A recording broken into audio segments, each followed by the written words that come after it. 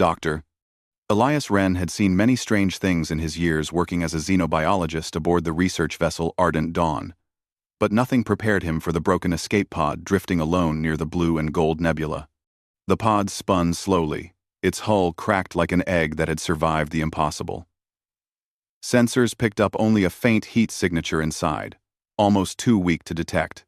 Most of the crew believed it was debris, but something in Elias urged him to investigate. Curiosity was part of his work, but this was something deeper, an instinct he could not explain. He suited up and moved through the airlock, stepping into the cold emptiness of space with practiced skill. The nebula's swirling light reflected off the smooth surface of his helmet, soft blues and golds dancing like spirits around him. As he floated toward the pod, his heart beat faster. He did not know why. Maybe it was the silence, or the sense that something waited for him. He reached out, grabbed the damaged outer ring of the pod, and steadied himself.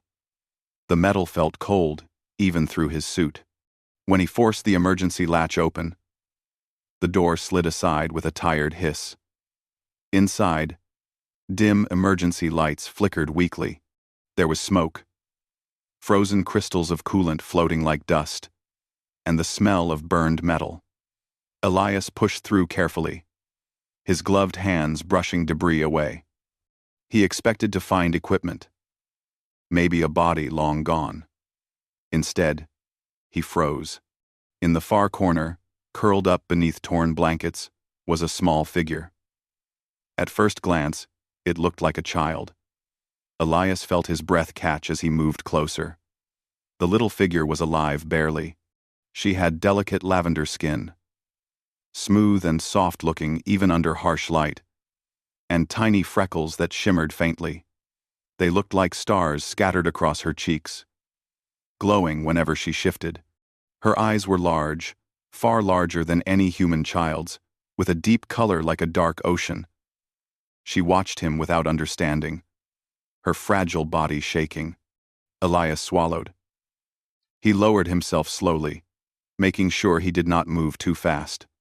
"It's okay," he said, knowing she could not understand the words, but hoping she would feel the calm in his voice.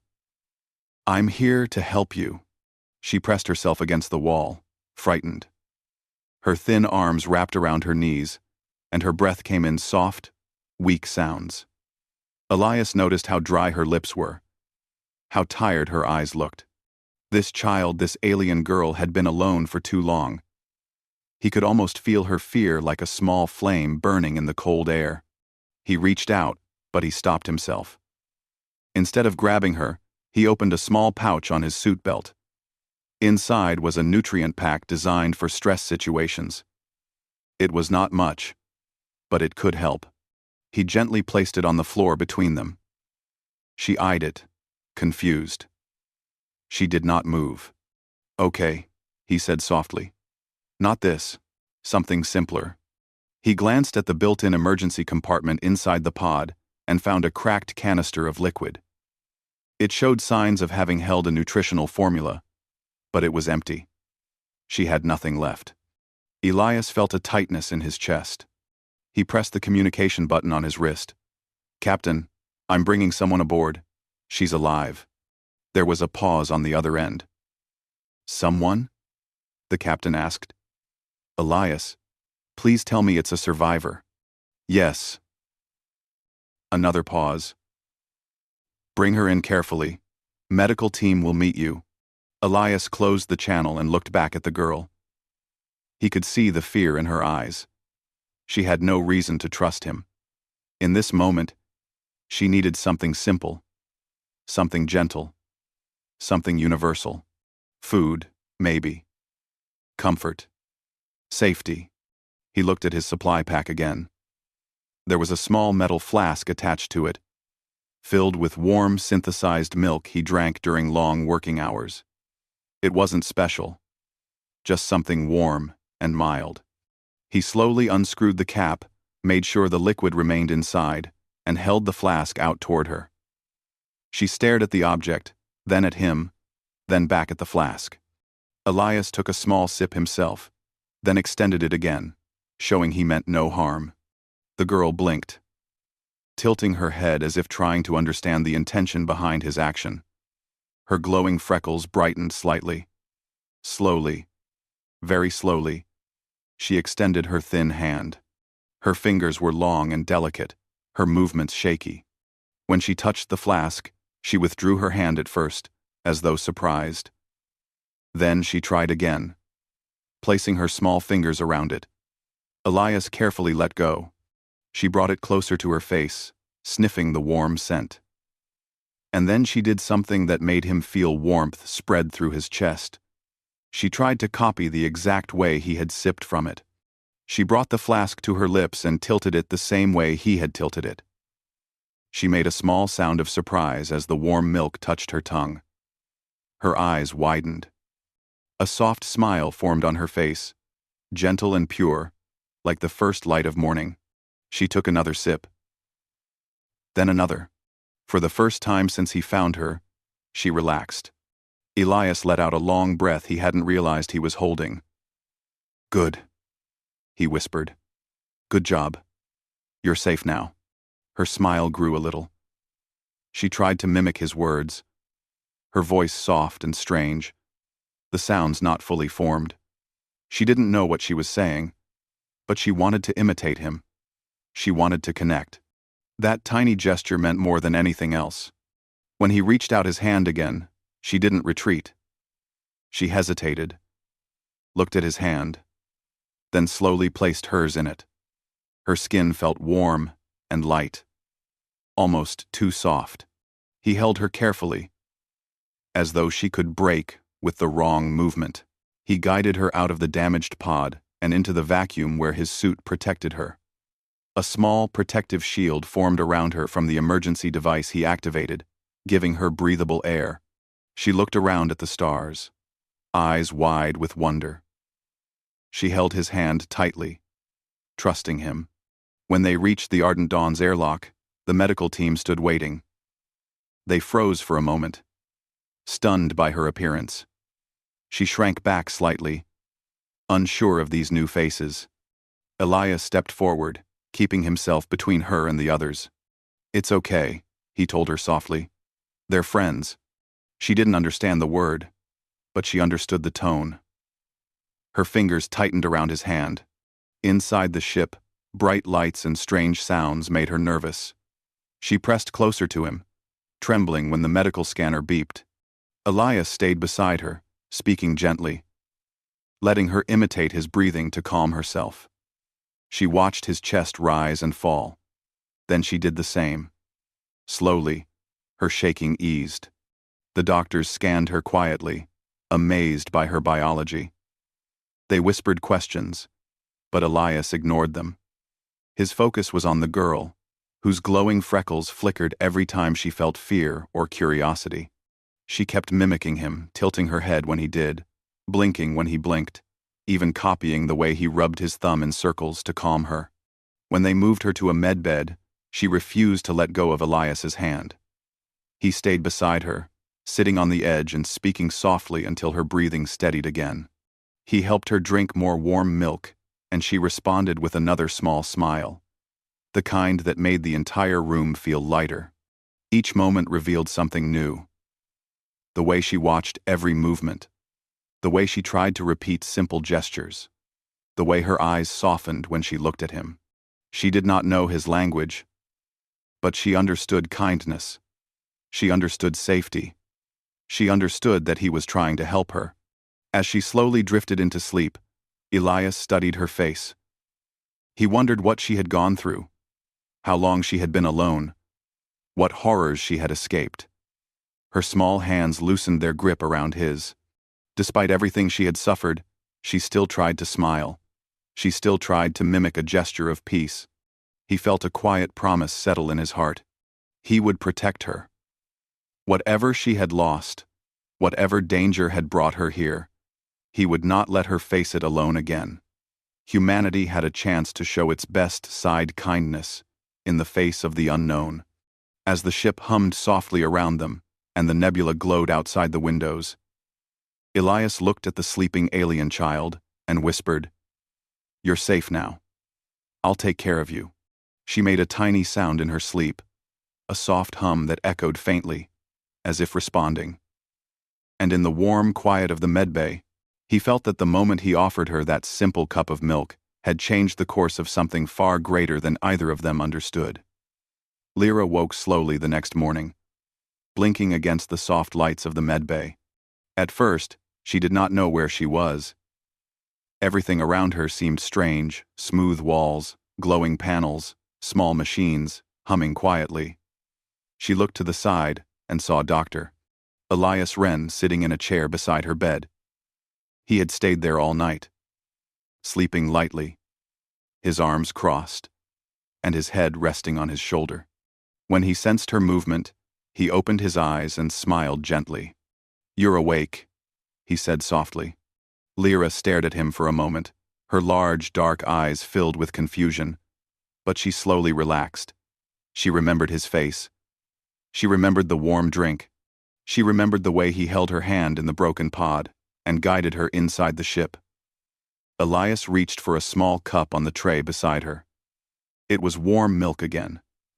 When he held it out, she smiled faintly and mimicked the gesture he had made before tilting her head, reaching out slowly, copying his careful movements. Her freckles glowed a little brighter, like tiny stars.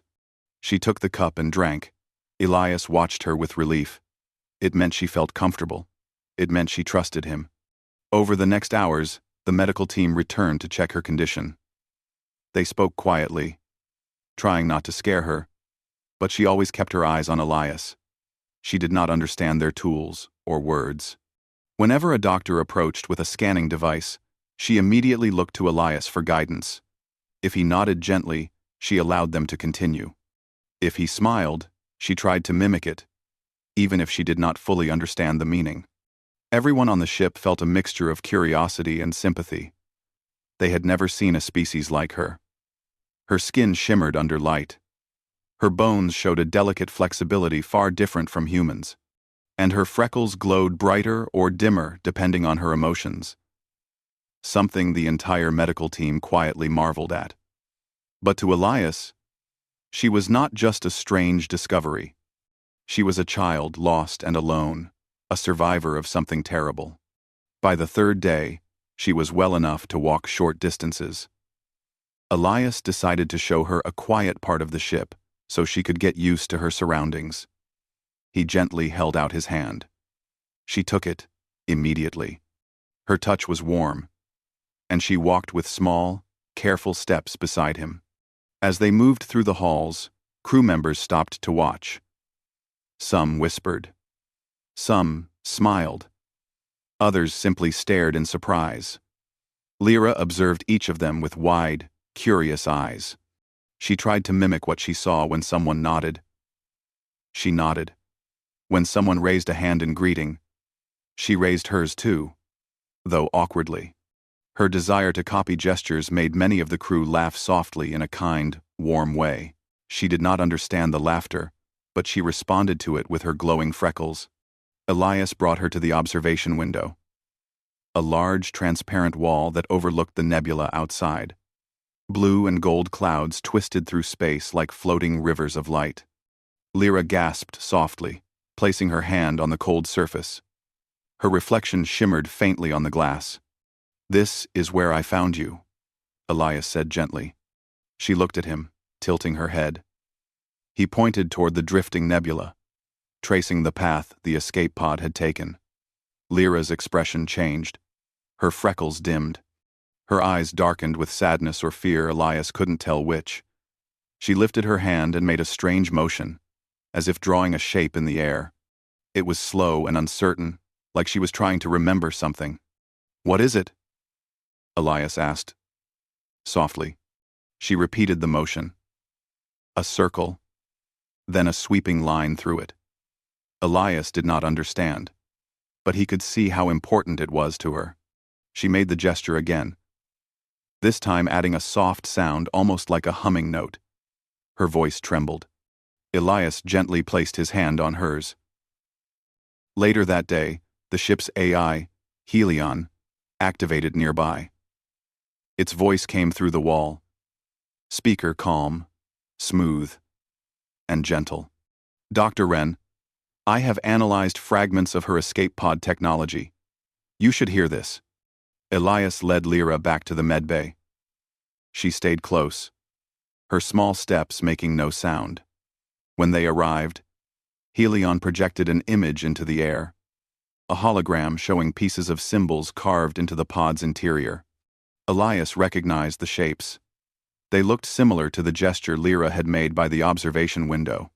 Based on ancient star records, Helion explained, these symbols match references to a species known as the Luminari. Elias felt his breath catch. Luminari? I thought they were only a myth. Oh. Not a myth, Helion replied. A civilization believed to have vanished centuries ago after their star system was destroyed by an unknown cosmic disaster. Lyra watched the hologram, her eyes wide. When the projection revealed a map of a distant region of the galaxy, she made a small cry, a soft, heartbreaking sound. She reached out shakily, her hand touching the floating stars. Her fingers trembled. A faint shimmer rose from her freckles, but this time, it wasn't warm or curious. It was sorrow. She remembered. She had come from there. Elias moved closer to her, placing a gentle hand on her shoulder. She looked at him with tear-filled eyes, and for a moment, he wished he could speak her language. He wished he could tell her that she wasn't alone anymore, that whatever had happened in the past did not erase her future. She recognizes this place, Elias said quietly. Helion processed this. Doctor, there is more. During our scans, we detected unusual gravitational readings from the surrounding nebula. These readings match ancient luminary warnings of a phenomenon they called the Devourer Current. Elias frowned. What is it? A massive cosmic anomaly, Helion answered. One that consumes entire regions of space and leaves nothing behind. Its movements are unpredictable. It has been dormant for centuries. Until now. Lyra froze. Her eyes widened in terror. She backed away from the hologram, shaking her head rapidly.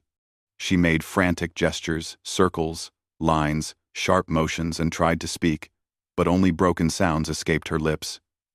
The glowing freckles on her skin dimmed almost completely. Elias knelt beside her. It's okay. You're safe here.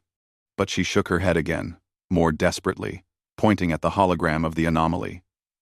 She tried to draw the same shape again, the circle, with a sweeping line through it. But this time, her hands shook too much. She's trying to warn us, Elias whispered. Yes, Helion said. She may carry memories of what destroyed her world. Number 7.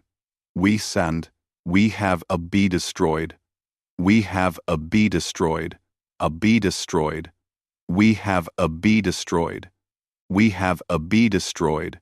Slowly, Lyra pressed her forehead against Elias's shoulder, her small hands gripping his shirt, as though he were the only stable thing left in her universe. He felt a surge of emotion, a mixture of sorrow and determination. He wrapped one arm around her gently, aware of how fragile she was. It won't happen again, Elias said quietly, though he knew he could not promise that. We won't ignore this. For the rest of the day, he stayed with her as she slept. She seemed exhausted, as though remembering had drained the strength from her small body. Even in sleep, her freckles flickered with faint emotions. When she woke again, she found Elias still beside her. She studied his face, then touched his cheek gently with her fingers. It was the first time she had reached toward him, without fear or hesitation. She made a soft sound, something like gratitude, something like trust. Over the next days, Elias and the crew worked to study the anomaly. Lyra stayed with them during the research sessions, always beside Elias, watching carefully. Whenever he pointed at a star chart, she mimicked the gesture. Whenever he frowned at a calculation, she mirrored his expression. She did not understand the science, but she understood that something important was happening. She began humming softly sometimes, especially when she was nervous. The sound was gentle and soothing. Elias noticed that the tone changed depending on what she was feeling. It was like a language of emotion, one that humans needed time to understand.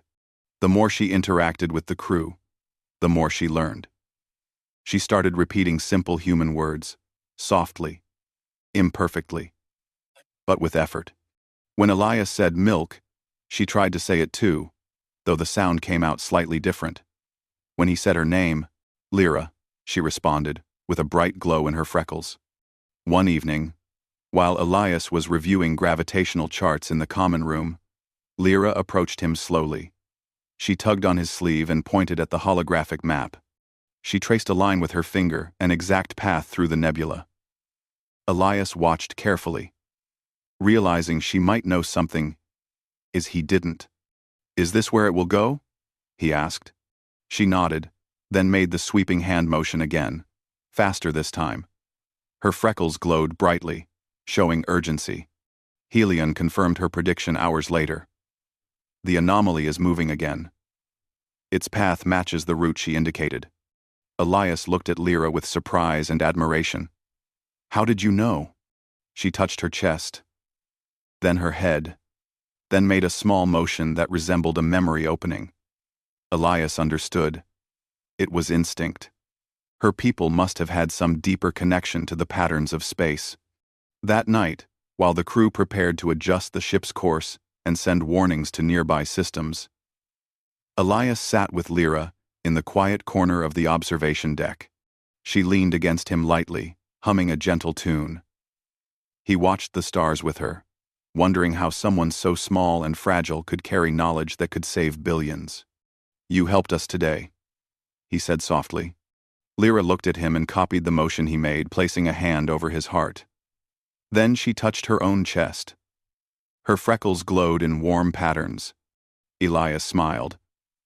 "We'll protect you. And we'll protect others too. Humans, we don't run from danger." She didn't understand the words fully, but she understood the tone. She pressed her small forehead against his arm, whispering a soft, uncertain sound, something close to a word she had been trying to learn. Friend. Elias froze, stunned. Then a smile spread across his face. "Yes," he whispered. "Friend." Lyra smiled back, glowing softly in the dim light, unaware that her presence had already changed the fate of the Ardent Dawn, and perhaps the galaxy. The Ardent Dawn grew quieter in the days that followed. Every member of the crew worked with serious focus, and the tone of the ship shifted from curiosity to urgency.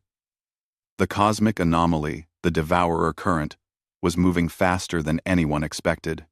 Charts updated every hour, showing its path cutting through the nebula like a slow but unstoppable wave.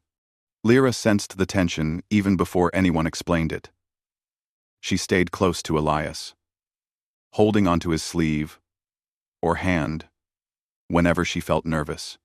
Her freckles flickered restlessly, sometimes glowing bright with worry, sometimes dimming in fear. She understood that something dangerous was approaching, something she had seen before, something that had taken her home away. Elias spent long nights studying old data from her escape pod. He matched her gestures with star patterns, translating her drawings into calculations. Sometimes Lyra would climb onto the chair beside him and watch the holograms float in the air. She would point at a curve or a light swirl, humming softly as she searched her memory. Every small clue she offered helped him understand the anomaly better. One night, when most of the crew had gone to rest, Elias sat alone in the navigation room. Charts covered the table. His eyes were tired, and his hands pressed against his forehead. Lyra walked in quietly, her steps soft on the floor. She climbed onto the chair beside him and placed her hand gently on his arm. He looked up and smiled faintly. "You should be sleeping." Lyra tilted her head, copying the gesture he often made when asking a question. She made the same circle and line symbol, but this time, she added a new movement, a spiral inside the circle. Elias blinked in surprise. Something inside it? Something inside it. She nodded quickly, tapping her fingers together to show urgency. Helion's smooth voice sounded from the ceiling. Dr. Wren, I believe she means the anomaly has a center of instability. If we can target it, we may be able to disturb its path. Elias straightened in his chair. Do you mean we can push it away from inhabited regions? Possibly, Helion replied. A concentrated grav-lance pulse directed at the unstable core could shift its trajectory. Lyra watched their reactions, her freckles glowing brighter. She repeated the spiral gesture, humming firmly. She wanted them to understand. She wanted to help. Elias touched her shoulder gently. You're amazing. You know that? She copied his gesture again, tapping her own shoulder. Her smile was small, but warm. The next morning, the captain called the entire crew to the main deck. The atmosphere was tense, but hopeful. Elias stood with Lyra beside him, introducing the plan she had helped create. Many crew members stared at her in awe. She was small, fragile, unfamiliar in every way, yet she carried knowledge that could save countless lives. We'll aim the grav-lance at the center she identified, Elias explained. If we succeed, we'll push the anomaly off course and give us time to warn nearby systems. And if we fail? Someone asked. The captain answered with a steady voice. Then we try again. We don't leave others to face what wiped out her people. Lyra looked around the room, listening to the tone of their voices. She couldn't understand all the words, but she understood courage. She understood determination. Her freckles glowed in soft patterns, reflecting hope. When the day of the operation came, the ardent dawn moved closer to the nebula's shadow. The ship shook slightly as gravitational waves rolled past. Outside the windows, dark swirls twisted through the glowing clouds, like a storm made of shadows and light. The devourer current pulsed with a strange rhythm, almost like a heartbeat of the universe. Lyra stood beside Elias on the command deck. She held his hand tightly. Her eyes were fixed on the swirling mass outside, and her freckles dimmed in fear. You don't have to be afraid, Elias whispered. But she shook her head softly. She wasn't afraid for herself. She was afraid for them, for the humans who were willing to face something so terrifying for her sake and for others. The alarms sounded softly as the grav-lance powered up. The crew worked quickly, calling out measurements and adjusting controls. The ship's lights dimmed as energy redirected to the main weapon.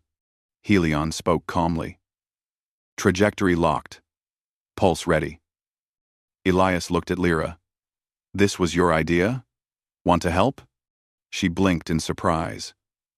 He carefully placed her small hand on the control panel. She looked at him with uncertainty. Together, he said, placing his own hand over hers. Her freckles glowed brightly in response. The captain gave the final command. Fire. The pulse shot forward like a beam of invisible force, cutting through the nebula and striking the center of the dark anomaly.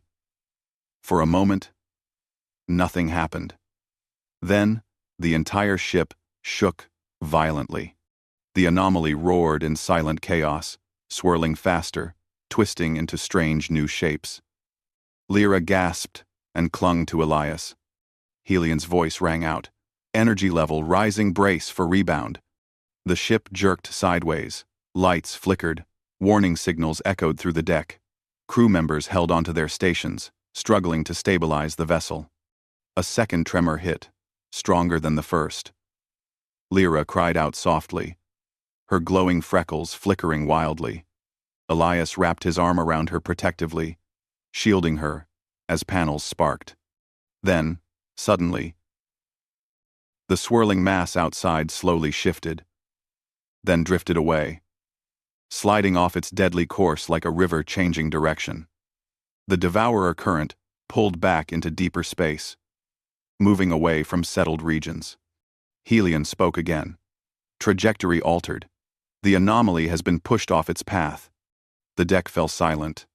Then the captain exhaled deeply. We did it. A wave of relief spread through the crew. Some cheered. Others laughed nervously. A few simply let their shoulders drop, finally able to breathe again. Elias looked down at Lyra. She stared out the window, watching the anomaly drift away. Her freckles glowed with soft golden light. Warm, relieved, almost peaceful. She turned to Elias and pressed her forehead to his chest in a gesture she used only when she felt safe.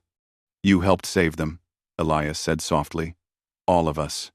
She looked up at him, her lips forming a small, clumsy shape. Friend." He smiled, his eyes warm. "Yes, and we're your friends too."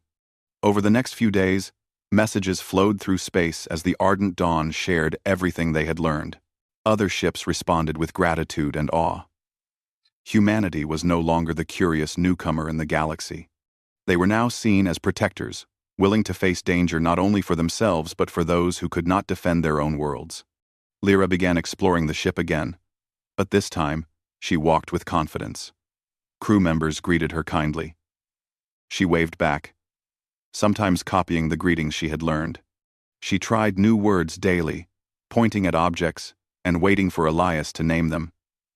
Whenever she learned something new, her freckles glowed, like tiny stars, celebrating. One evening, as the ship traveled toward a safer region, Elias brought her back to the observation window. The nebula looked calmer now, its colors drifting gently across space. Lyra pressed her hand to the glass again, just as she had done before. But this time, there was no fear in her eyes. Instead, there was curiosity and hope. "You know," Elias said, "you're not alone anymore. You have a place with us." She turned to him slowly. She placed her small hand over his heart, a gesture she had learned from him. Then she repeated it onto her own chest. "Friend," she whispered again. Stronger this time. Elias smiled. "Yes, always." She leaned her head gently on his arm, watching the stars with a soft hum that echoed through the quiet hall. It was a peaceful melody, filled with warmth. Elias listened, feeling something deep shift inside him. This small alien girl, once lost and afraid, had changed the course of their lives. She had reminded humanity of its greatest strength, not power, not technology, but compassion.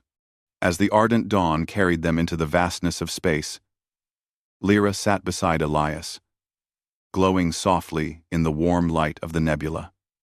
She didn't know what the future held, but she knew she wasn't alone. And she knew, with a quiet certainty, that humanity had offered her more than milk. They had offered her a home,